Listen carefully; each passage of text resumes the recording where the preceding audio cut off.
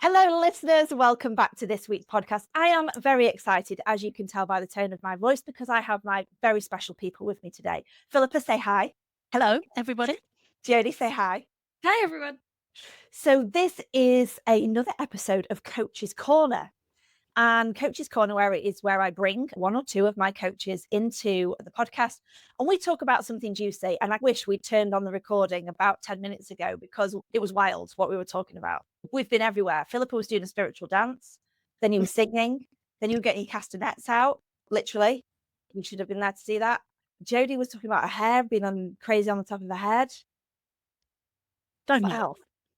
So much stuff. But then we realized that it was actually nothing to do with what we're here to talk about. So I've pulled some order back in. And we were saying before we came on, what's the biggest challenge that we are hearing from our clients that we all coach? So Jodi, you coach in the Activate program. Philippa, you coach in the Activate and the Elevate and the Ascend program. And we get to have fabulous conversations with our community every single day, every single week. And so we hear lots of repeated stuff, don't we? But repeated, but in their own unique way. And one of the things that we've heard a lot over the last few weeks is, I'll just do it myself. They are on the cusp of becoming something different or being somebody different, which is going to create different behaviors and therefore different results in their business. But as that's happening, what we're seeing is their old way of being and their ego is, oh shit, this looks scary. This might not work. So I'm going to pull you back into what is your kind of habit, your old way of doing things, which has got you to where you are now, but it ain't going to get you to the next level.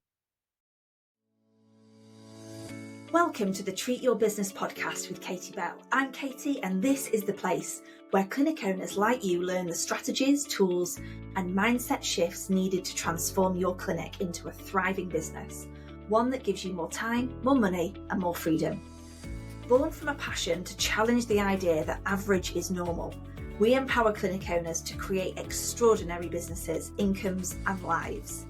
Through our world-class coaching programs, we help you step out of overwhelm and into confidence, turning your clinic into a business that fuels your lifestyle, not draining it. So, are you ready? Let's dive in. Today's episode is sponsored by VBS Medical Limited.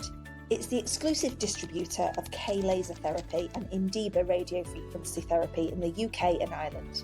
K-laser and Indiba are non-invasive therapies that enhance and accelerate the healing process, complementing standard of care, broadening therapeutic opportunities, improving clinical outcomes, generating new profit and distinguishing your clinic from the competition. K-laser and Indiba have a medical device regulation approval, meaning they have scientific publications to validate their clinical applications in practice. To learn more, visit www.vbsmedical.com and book your free trial today. Philippa, you heard this from somebody this week you were coaching. Tell the listeners the scenario, the situation. So it was somebody looking at their conversion rates and conversions to sales. And they had looked at their past few months of conversions. They were looking at their numbers and they'd sent me the numbers and had said, I don't know what to do with this. It was great in January and now it's just gone down and down. And I just simply asked the question, tell me what was different in January then. And the answer was, so-and-so was sick and I had to do some of the work. And then they said, oh, so that means really I should just I should do the conversions again. I should be in charge of that because I'm good at it, even though they've just made themselves completely non-clinical. And so therefore it's not their responsibility. And actually, but the part of them was like, we need more sales. So therefore I will just do this part. Yeah, because I can do it, because there is some evidence that actually when I do it, it works. Yeah. Rather than thinking, okay, what can we do about this? Yes. Yeah, because for a part of them, it's so much easier to go back to a way of being where they know how to behave, or parts of them know how to behave, than to do something new where they don't have the evidence, they don't have all of the information, and also they are changing and actually stepping into becoming who they're truly meant to be. So, And this is fascinating, isn't it? Jodi, I forgot, Jodi, to say you also coach on the Evolve program. And so what we see in terms of behaviors and attitudes and beliefs in the Evolve level are very different to the Activate level. And then when we compare Activate to Elevate, they're very different again, and Elevate to Ascend. One's not like better or worse. We're not judging them on that. But one's beliefs and behaviors and attitudes and thoughts are creating the results that they are seeing in their business right now. So in Evolve, we work with people who are young, small clinics, and they're making up to £5,000 worth of revenue. So their money thermostat is currently set at that level. That's what they are attracting in. Their behaviors, their beliefs are at that level. And Philippa, please say your mindset stuff piece around all of this. But this is what I feel is like, I teach them in Evolve and then I teach them at Ascend, and it's like we're teaching two totally different things. Because for them to, all of the Ascend members started in Evolve. Like we all started with a £0 or a small business, or we bought into something that was small and we've grown it. But to grow it, strategy is one part. And I think it's relatively a small part compared to the changes that then need to go on inside the business owner to allow them to step into, as you just said, Philippa, who they truly are and what they are here to actually do in the world rather than play a small game.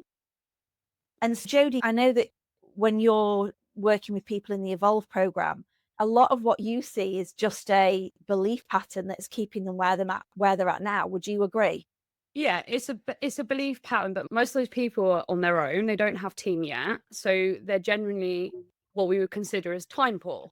So they feel like they are working 5 different hats, and actually it becomes quite a fear factor for them to offload certain things that isn't their zone of genius, isn't where they need to be to pull the business forward. And that's really difficult because they've learned that behavior. They've learned that it all evolves on them. Yeah. So it becomes a really tough challenge when they're starting to learn their numbers, which they have been doing. And then they've got the whole, can I afford this? So, for example, marketing is a big topic of conversation in Evolve. But actually, we're probably not naturally great at that as therapists. So we should be getting someone else in that seat. But it becomes very hard when your numbers aren't currently where they are and you're the revenue generator solely. So it becomes a real challenge for those individual owners. But actually, it's then, I guess, it's a jump. It's a leap of faith to go, actually, if I offset that, I can focus on the revenue generating and the good quality care and the delivery of the sessions, which is inevitably why people are coming to them. And then that increases their revenue in general. Yeah. So then you can reinvest in the business and push forward even further. But I guess it's that mindset challenge to start with. Completely. And interestingly, I ran a masterclass last night and there was a lady on there. And I said, how much did you make in the clinic in an hour? And she said, I got 80 quid or 100 quid, whatever it is.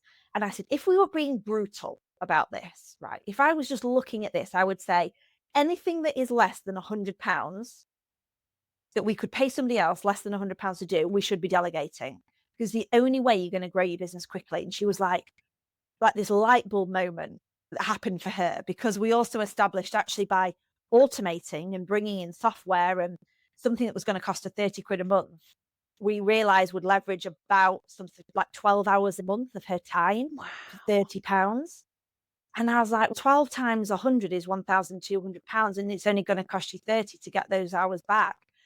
But it's not until, Jodi, as you've just said, Philippa, you just said, we have the evidence that we can then start to make these critical and crucial decisions about how we grow and scale our business. But then when we have the evidence, Philippa, we can make decisions that make us go backwards. Because the evidence scares us. Yeah, because we don't understand how it's going to, or a part of us does not understand how it's going to make life better. And because it is stressful, whether you realize it's stressful or not, it is a stress response. Part of you still processing that as a life and death situation. And when Jodi was talking, there's the decision to make about the pain of not having enough time and the pain of doing something different and investing money in marketing choose your pain. Yeah. Actually, if you've got no evidence that marketing and that investment is going to work, of course you're going to stay where you are, because you are, as we've talked about before, the bottleneck in all of this. Yeah. And for some people, and Jodi used this phrase too, that leap of faith has to happen. And we do see time and time again, depending on colours as well, who needs the most evidence. There has to be evidence. And I've talked to people before about why this, you might be finding this challenging, is have you given a part of you enough evidence? Have you asked yourself what you actually need? And some people do that so far, and then they aren't reminding themselves constantly. They think, yeah, I've got this, it's easy. And then part of them goes, no, it isn't. No, we hit a bump in the road, and they go straight back to old behaviours. Yeah. And we were talking just before we came on, we were going to rename our clients because we didn't want to share their names. Not because actually, I think the clients would be totally fine with it, but the right thing to do. So we decided Beavis and Butthead, Bill and Ben. What were the other ones? Ben and Jerry's. Ben and Jerry. Choose any of them. And that could be clients of ours. You never know. It could be so, but true. So client X, whatever you're going to replace their name with, said to me on a Q&A call yesterday, for clarity for our listeners. Every single week, our clients connect with us in one way or the other, don't they? And this week has been our Q&A week. So they get to log in for 90 minutes and they can ask basically any questions. They can get a kick up the backside if they need it. They can get a refocus. They can get I just need to offload all of this and somebody needs to listen because it's lonely being a clinic owner. But this particular question was that we finally, for the first time in I think it's 11 years, this lady has got evidence and clarity on her numbers, like absolute clarity. For the first time in 11 years, she's just started working with us.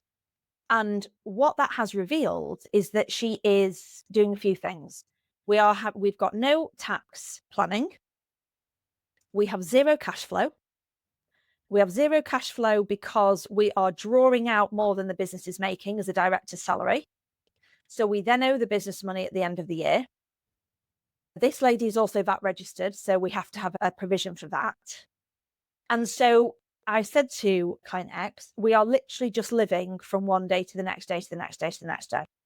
So she said, yeah. And I said, and by having that evidence, what is that made you feel like and want to do? And she's like, a massive fucking part of me wants to just run away from this. A massive part of wanting to run away. So she said, and do you know what I did, Katie? She said, I'm ashamed to admit it because she's doing a lot of work with you, Philippa. So she knows this stuff. She said, on Friday, I even went to the local health club to see if I could get some classes for £60 an hour. And everybody on the Q&A call looked like this massive shock on their face because we've all been there. We've all gone through this journey. And she was like, but I know that's not the right thing to do. Is it? And I was like, okay, let's step back here and look at the bigger picture of what opportunity we've got in May. And this client said, oh, I've done a campaign for Move More in May. So she's got loads of Pilates members and she's got this functional side of the business that is not optimized. So she's invited every Pilates member to come and have a free month in her functional fitness suite or studio, whatever, right? She's got loads of uptake. So we established Zone of Genius is sales. She's brilliant at sales. Great. So what should you be doing in May? You need to be at every one of those tasters and you need to be having conversations with every single one of those people. We worked out our average client value. What would a client pay you? What would an upgrade look like? And we're talking, shall I spend 1 hour making 60 quid in a gym teaching a class for somebody else that I still have to pay tax on, that is going to stop me from making literally thousands of pounds in her own business? And I tell that story because, you know what? A part of me felt sad for her. And I felt sad for her because I was like, oh, I'd been there as well. We all have these desperate moments where we think, shit, there's got to be an easier way than this. I want to run away from this evidence of what I'm seeing. But I then felt really excited for her because I was like, you know what? We've got so much opportunity. Your business now is moving forwards. We're not doing it the old way. But I said to her, you are going to have to lean in hard here and you're going to have to suck this up and it's going to be really uncomfortable for about 30 to 60 days. And then you're never going to look back again. And you've both been in this position in your own businesses, haven't you? Where we've had to make the easy decision Jodi, you've had it. I'll just go back and do more clinical work. Yeah, and I've had that the same situation that clients had with director's loan, everything. But it just proves a point that when you have the right people in the right seat, so for example, employing your accountant or outsourcing that, profit first method, all that side of it, that clarity, we can work with that and we can get it back on track. Yeah. But it's so important you keep working with those people, because otherwise you do just end up rolling, and it does get worse. And then it's a real challenge to get yourself out of that place. Yeah. And you then have to employ more strategies to work to get that back to where you want it to be. And it's a mindset challenge. And I absolutely remember being in that position and bawling my eyes out about it. So it is scary. And then we just outsource. We want to just outsource and leave. Of course you do. Because you're like, I'll just go and work for someone else. I'll be employed. Take a salary. Yeah. But actually, if you broke that down and sat and said, if tomorrow we took your business away from you, would that break your heart? I think all of our answers would be absolutely. That's not what we want. It's just, it's hard to get yourself out of that place. Yeah. Especially if you've got hard evidence in front of you and your accountant's ringing your email and you to say your director's loans here and your profits here. And it's scary. And I guess, Jodi, the importance of numbers cannot be ignored. And anybody listening to this who has been an ostrich and burying their head in the sand and not really wanting to face this, or anybody that's listening that waits for their year end. So funnily enough, like, we're recording this in May. For many businesses, they've just hit their financial year end at the 31st of March or 5th of April, whatever it is, 4th of April. So what a lot of people will be in the scenario right now of is they'll be clueless as to how their business is done in 2024, 2025. And we'll be waiting for the accountants to produce their year-end accounts with their P&L, their profit and loss report. And on your profit and loss report, it will say, you took this amount of money out of the business and your business made this, and therefore there is this left over, or you're in a deficit. And Jodi, you've had this before. And it's not because we're greedy. Fucking hell. If we were greedy, we wouldn't be in this industry. Because making money is hard. And we're not all of us in it for making tens and 20s and 30s and thousands of pounds, because we are here because we care about our clients so much. But we've just tried to pay ourselves what we think is a normal salary. And because we've got no oversight of what we're actually making every month, then we have often a case of where we paid ourselves too much and the business hasn't made it. And that is a super stressful position to be in. And I think it comes from, if you're seeing the accounts, you're doing your accounts month to month, paying payroll, you basically just go off of, this is a positive amount in my bank account and I'm going to take that. And if you haven't got those pots, then suddenly the tax man comes around. Wow. So the evidence for someone that isn't in tune with their numbers is, I don't understand. I know I was there. I don't understand. Like, I'm not in the overdraft. I'm not borrowing money. So surely that money that's left after I paid everyone is mine. Yeah. But it just doesn't work like that. No. And becomes a little bit more complex when VAT and everything else comes into play. Yeah. Yeah. And in contrast to that, another conversation that we had this week, one of our other clients, we'll call her whatever funny name we could imagine now, but she said yesterday, she's in a position where she's had to make somebody redundant. Super stressful. Like, we are all with her every step of the way here, because it doesn't have to happen very often, but when it does have to happen, it's awful. And she openly says she wouldn't have got through this phase without all of the Thrive community around her and guiding her and leading her through this. But she said, she ran her numbers this month and she said, we've made some money. We've not lost any money. We've made a little bit of money. She said, but I've had to pay £4,000 out in redundancy. And we were like, wow, that's huge for most businesses. Most businesses don't have that sort of cash flow. And she said, had I not got clear on my numbers with Thrive, had I not introduced the profit first model, I wouldn't have had that money. And we would now be in a position where her business is overdrawn with no access to more funds.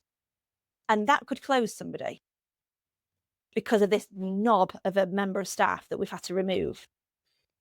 But because this person has diligently got on top of their numbers and gone through that growing pain of, my business is not making enough money here and I need to do some stuff about it, she's come out the other side, and that's a really positive thing for her. But Philippa, you see this all the time, don't you, in terms of people's ego? Like, it works so hard, even though the business that we're running is not the one we want to run. We're not making the money we want to make. We're not got the time or the freedom or the energy or the confidence we want. To do something different requires a shift. And isn't it so hard for our ego to accept that? It just wants to keep us in the shitness, even though we don't want to be there. But it's comfortable. We know it. Ah, but is it? Oh, it is for a part of us because we're surviving there. Yeah. This is a very primitive part of us, which is basically saying we're surviving. Why would you change? Yeah. Why would you go a little bit further on the savannah? Yeah. We're eating here. Our tummies might not be full, but we're Yeah. still surviving. So why look at that? Because that's too scary. And that is when we have to dig a little bit deeper and Yeah. find out where that's coming from. But also, we've talked about it before, to provide that evidence that it's going to work. And this is when you were talking earlier about client X saying that they just wanted to run and hide. Yeah. That is such a beauty. I was like, if I'd heard those words, I would be like, brilliant, we are stressed, because that is fight or flight verbalized. I want to run Yeah. and hide. Flight. She's running. So we immediately, first of all, have got to de-stress you. Yeah. Because Yeah. you're not going to be able to, your brain is completely shut down at that point. You are blinkered. You Yeah. are just focusing on survival. But obviously everything that we do here is about thriving. Yeah. And it's making sure, and it's beautiful that we have all of these examples to people that knowing your numbers is actually more helpful than not knowing them. Yes. And even if it is relatively bad, there is still something you can do about it. There's Absolutely. actions you can take.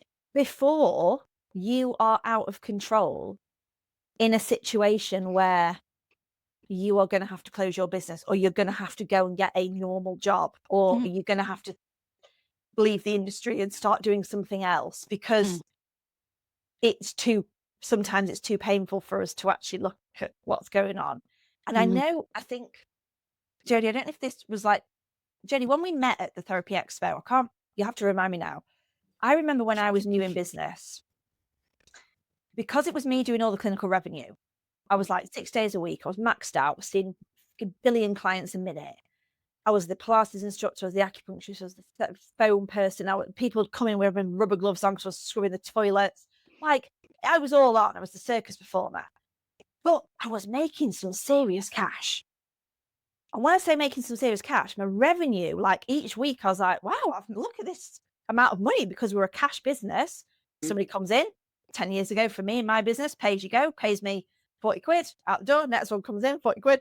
And it was like, okay, this feels quite good. But because you see that evidence of it's got to be okay, because all these people are paying me these £40, I didn't look at my numbers to start with. And I just thought, because my bank account was in black, that was like, oh, okay, I can just pay myself what I need to pay myself. But there was no future proofing. There was, and was that the same for you? Like when you were really new? I was just thinking, because back then I was a sole trader, so it's Yeah, very differently. that was me. Yeah, I think the biggest hurdle was actually going from sole trader to limited company, because I still had the previous mindset before I joined Thrive. yeah, So I was trying to run a limited company within the first year as a director, now taking PAYE and dividends, yeah, but still as a sole trader. yeah, And inevitably, that's where I got the deficit from my director's loan, because I just didn't understand it. And at that point, as I know you guys know, like, I didn't have the right accountant in place. They weren't working for me. It felt like they were working against me. And actually that caused problems, because if they had potentially advised me a little bit better, then we may have preempted that. That happens and we've made a change. So I guess my advice would be, do it earlier enough, whether you're a small business now, get on it now. And actually you'll have more clarity when you first get your member of team. And then you can kick on from there, rather than not knowing that stuff, then having team, then not understanding what NICs cost, what that is, what this is. And then suddenly you're 2-3 years into it, and every year you're at a deficit and you're not seeing that cash flow and you're not seeing that profit margin. Because I will tell people that actually when I was self-employed, I probably earned more in my last couple of years of being self-employed than in the first year of being a limited company. And I thought that's weird because the revenue's higher. And it wasn't matching up. And being a numbers girl, that was really confusing. So I had to learn the strategy behind that, and the implementation of that stuff was where it started to kick off and thrive. Yeah. And do you know what? It's really interesting that you said that, because I remember my accountant when we moved to a limited company, she said, so everything that you've done so far, Katie, cannot be done moving forwards. This is not your pot. As a sole trader, you basically just have whatever's there whenever you want it. Nothing really is ever tracked. This is now a business entity that is not yours. It is separate. We have to treat this like a totally separate thing. And I remember trying to get my head around it. And this is the biggest challenge, isn't it, for lots of business owners, is that it feels like a massive thing. It feels, oh, is this all too much hard work? And everybody we speak to, I can't think of anything more stressful than going to bed at night worrying about money. Okay, your health, that's obviously super stressful. But money is like a massive thing, isn't it? It is a massive thing. It's a huge thing. And I think if you don't know what you don't know, I think it's really important as well that we recognise the fact that a part of us can really shame us about the fact that we don't know this stuff. That I did, but you don't know what you don't know. And I think you've talked about the light bulbs that go off for people when they suddenly realise that actually by knowing my numbers, I actually have a whole nother level of choice that I didn't realise I had is huge, because we're there counting the 40 quids or whatever it is, thinking, oh, see, I'm in control, I'm bringing the money in, I'm in control. But actually, you're not. No. And that is a massive shift. And that we talk about money mindset so much because it comes up at every single level. Yeah, it really does. And if you can start to work on this stuff really early, it sets the foundations up for you to really accelerate on the path of business ownership. And there's a lot of things, and I guess a part of massive passion and massive reason why I do this is that if only I'd known a lot of this stuff 10 years ago, I probably would have made an even bigger impact certainly in the community of Sheffield in terms of their health and wellness, but in the world as well, because what we do has a massive ripple effect. And you can't underestimate the power of what we're doing to the health of our communities that we work within. But I also see so many clinic owners every single week, like struggling and not living the life that they deserve to live because they're not, I guess there's something that's stopping them reaching out for help or really looking at this and being brave enough to go, I'm going to look at this and this is going to be really fucking uncomfortable. And it's going to show me a lot of stuff that we're high achievers. I'm just going to say it. We've failed at. I look at stuff when people tell me metrics and numbers that I might be directly responsible for. If we've not hit target, I failed because I'm a high achiever. And my mindset quickly shifts into, what am I doing about this? How am I going to take this forward? What do I need to learn? A lot of people will be faced by that scenario and turn around and go the other way. Now, nothing improves for them. In fact, it often gets worse. And that's what we see all the time, isn't it? Not when they're in Thrive, of course. But it takes bravery, doesn't it? To be able to put your hand up and go, I don't know what I'm doing. Yeah. And for me, with the clients that we're working with, because you are all high achievers, and you strive to be high achievers, to actually acknowledge that I don't know, that can bring up all kinds of stuff. And that needs to be dealt with. And if you don't want to look at it, then you're not going to be able to move on. No. And you certainly won't be the leader that you aspire to be. Being able to be vulnerable and say, I do not know this, and I do not know what I'm doing, and I need help, is one of the quickest routes to success. It really is. And I have not been good at this for many years, but like in the last 5 years or 6 years, I've had to get really good at it. And that's when things have really changed for me and for everybody. And I'm in a position right now where I'm trying to exit 2 businesses in 10 and a half weeks because I am apparently growing a human and it's going to arrive. It's going to slide out of my body. Everybody, I'm going to puff it with one big puff. And yeah, I'm manifesting. Philippa, I'm doing what I know you are. do. You're putting it out there, man. Yeah. Put it out there. It's going to slide out. I'm going to look like a hun. Posting is going to bring champagne and oysters because this is what I'm craving. Apparently, that's not normal, but I'm going with it, right? And we're just going to rock and roll. It's going to be absolutely fine. So in 10 and a half weeks, I've got to leave the business. And there is still some seats that I sit, not so much in my clinic, but certainly in Thrive, because it's a newer, younger business, that are me. My name is in that seat. And I am having to say to people, I need you to take this over. And I need to be open enough to say, you are going to probably do this in a different way to me. And I'm having to empower people and let people run with it. And that's hard. I'm also empathetic with what our clients are going through. I'm just doing it for another reason, for another level. But my God, is this going to mean that Thrive will absolutely fly? Yes, because it's forcing me to do things that I have not fucking done for 5 years and I should have done. So it's a great thing. So basically what I'm saying is everybody get pregnant because then the man can be of your choice, right? And then it forces you to look at things that you've got putting off. And it forces you to look hard at the stuff that you are holding on to, that you are controlling, that you are not letting go of, or take a mini retirement. Stress test your business in some way, whether you are a sole trader or whether you are running a big company like we are. You've got to put your business through a stress test, because if your business cannot thrive without you being there, you do not have a business, you have a job. And that's hard to hear. I know that's hard to hear for a lot of listeners, but that's the level that we have to be at to have actual freedom, to have actual time, to have the money that we deserve to have and the life that we deserve to have. I've just totally left you silent. You've usually got some smart comeback. I've got nothing other than I'm sending good energies, and I hope it does come in one puff. One puff. Yeah. One puff. I'm still on the one puff. You lost me at one puff. Yeah. Women hang off trees and just pop it out and then go back to farming on the fields. Philippa, what have you been telling her to read? But I get it. You got this, baby. I'm putting it out there. This is going to be absolutely fine.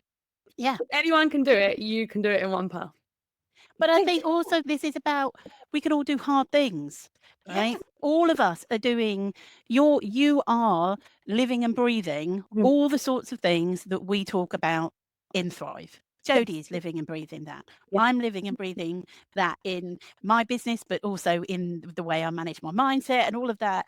Nicola is, we're all doing that. Yes. Yeah. We're not asking anybody to do anything that we wouldn't be doing ourselves, or we haven't done, or we challenge each other to do. So I think you're not on your own. Yeah, the hard things happen for a part of us at every single level. Yeah. And they always will. But that's growth. And how many times do we celebrate when clients say to us, I'm running away. I want to just leave this. I want to cry. In fact, I am crying. This is too hard. And we go, this is fabulous news. Yes. This is fabulous news. And this is fabulous news because you're on the cusp of change and growth. And for most people, 95% will run away from this, but we don't do that in Thrive. We are the 5%. And we have to lean in. And it's going to be uncomfortable, but we're here to support you. And you've got everybody around you. And left to your own devices, like most people wouldn't do that, would they? None of us would. We all need people around us to go, you've got this. And for others to say, I was there as well. I totally get it. And I've come through it. You can change. You can do things differently. I think really empowers. I think some people just are not knowing the difference. There is a difference out there. Yeah, true. We've all been there. I think there's people, we come out of uni, we come out of education, we come out of whatever qualification we've gained, and we're not trained in this side of it. And we go, we want to work for ourselves. and we just don't know the how of the business side of things. And then because of that, we don't know there's any difference. And I think what's happening in Thrive is actually we're just changing the connotation of the health industry by saying there is a different way to do it. There is a different way to do it, and you can make good revenue and good income for yourself, and you can create a business that serves you. And get that to take that step can be scary, because I know I was there and crying on you. So it does come, but it's just having that brave step and that desire and that one. And it is in people. It's a scary challenge. It's in everybody.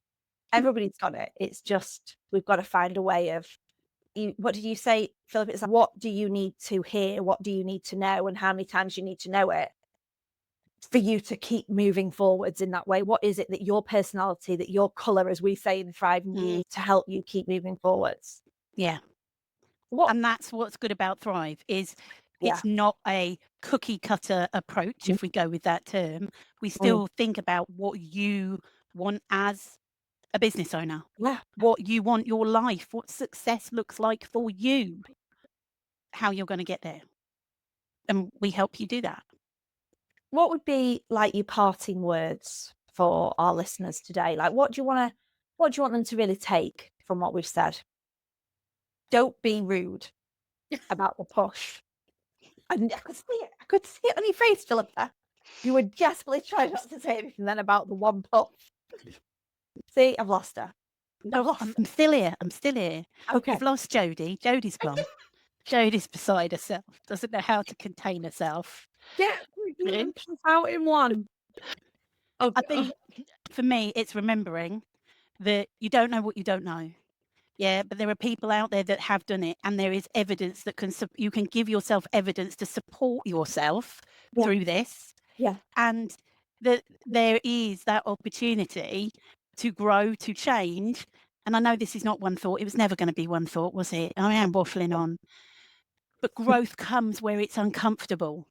And you have a choice to either do what you always do, which might be run away, do whatever, yes, or you can do something different. And if you want to do something different, that's what we're here for. Said beautifully by the blue, obviously. Beautiful. Jodi, as a red, your one word, because that's all you're ever going to give me as a red.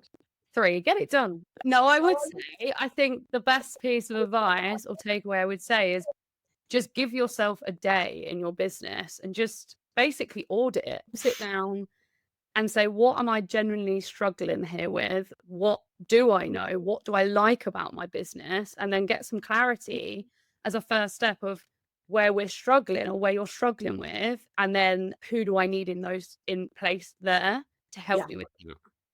Yeah, we've all been there, and we need to, and then before we do that, then we can go on to knowing our numbers, and we can then work with the people like the accountants and Thrive and all of that. But actually sometimes the best thing to do is just take a step back and just take a bird's eye view of what's going on. 100%. I'd love it. Red, actually, was it? I was not very red. This is because you've been working with Philippa. She does this to you. I told her. She does this to you. It's very mindset. Very. Look at this. Do you even recognise this person, Philippa? No, but there's a part of me that's really proud right now. She's probably crying again, Jodi. Oh, you haven't got tissues, remember? No, Can't I haven't. cry. You've No. just got a rolled up pair of socks. Yes. Yes. Which I don't even want to ask where they are right now because I am melting in this office. So anyway, on that thought, listeners, we're just going to leave you with that lasting impression of the three of us. Thank you for listening to Coach's Corner. Philippa, thank you for your time. I love you. Thank you. I do. I love you Jodi, too. thank you for your time. I love you also.